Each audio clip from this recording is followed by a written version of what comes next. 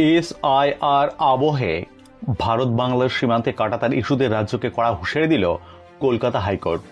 7 দিনের মধ্যে ইতিবাচক পদক্ষেপ গ্রহণের নির্দেশ। এদিকে পালাচ্ছে বাংলাদেশি রোহিঙ্গা।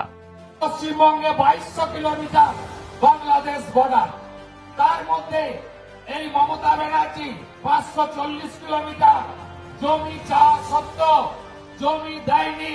এখন অব্দি 5 লক্ষের বেশি পালিয়েছে। হ্যাঁ কিনা বলুন?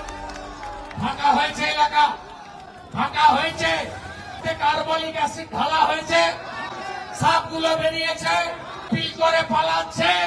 তাই মমতা ব্যানার্জি পায়ে কাঁটা ঢুকেছে। তৃণমূলকে কড়া ভাষায় আক্রমণ এ রাজ্যের বিরোধী দলনেতা শুভেন্দু অধিকারীর। বিস্তারিত দেখুন।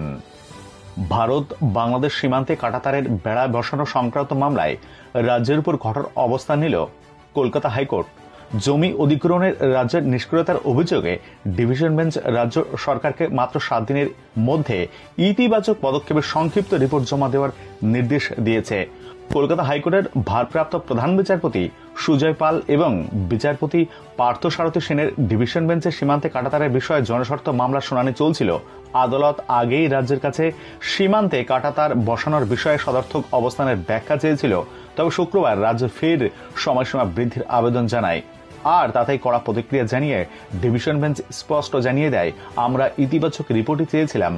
আন্তর্জাতিক সীমান্তের নিরাপত্তা অত্যন্ত গুরুতর বিষয়, অতিরিক্ত সময় দেওয়া সম্ভব নয়। যদিও শেষ পর্যন্ত রাজ্যকে 7 দিনের অতিরিক্ত সময় দেওয়া হয় সংক্ষিপ্ত রিপোর্ট জমা দেওয়ার জন্য। আদালতের মন্তব্য, নির্দিষ্ট সময়ের মধ্যে রাজ্য ইতিবাচক ইঙ্গিত দিতে না পারলে ধারাবাহিকভাবে টানা শুনানি চলবে।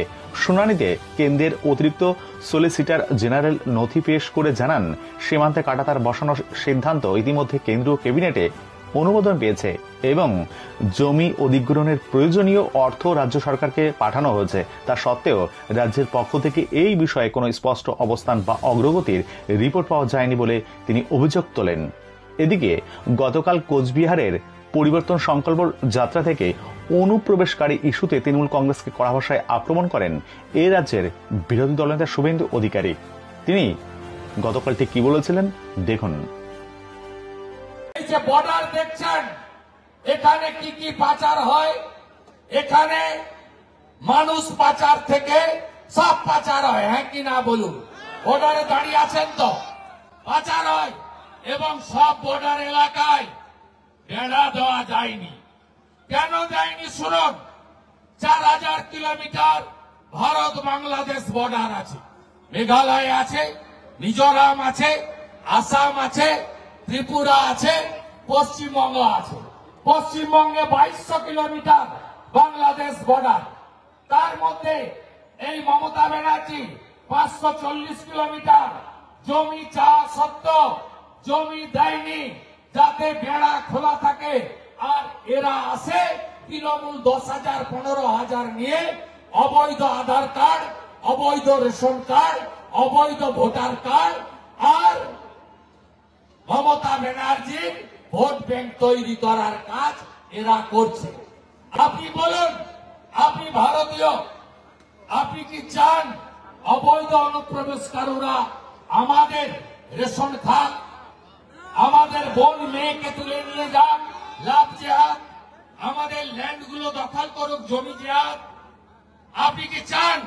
আপনি জানেন বর্ডারের 6000 গ্রামে 9টা জেলায় একটাও মন্দির নেই, একটাও দ্বীপ জ্বলে না, একটাও শাঁখ বাজে না, একটাও তুলসী মঞ্চ নেই। আপনি জানেন? জানেন, অনেকে জানেন না। তাই এই নির্বাচন অবৈধ অনুপ্রবেশকারী ভার্সেস ভারতীয়দের নির্বাচন। রাষ্ট্রবাদী দেশপ্রেমিক, সে হিন্দু হোক, মুসলিম হোক, আদিবাসী হোক, আর অবৈধ বাংলাদেশি অনুপ্রবেশকারী রোহিঙ্গাদের নির্বাচন। যারা চান আমার মাটি, আমার দেশ, এই দেশের কোনো ক্ষতি যেন না হয়, তারা ভারতীয় জনতা পার্টিকে আনুন।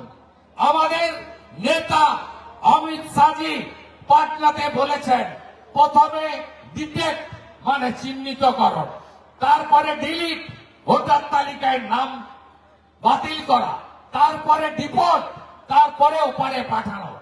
এখন অব্দি 5 লক্ষের বেশি পালিয়েছে। হ্যাঁ কিনা বলুন?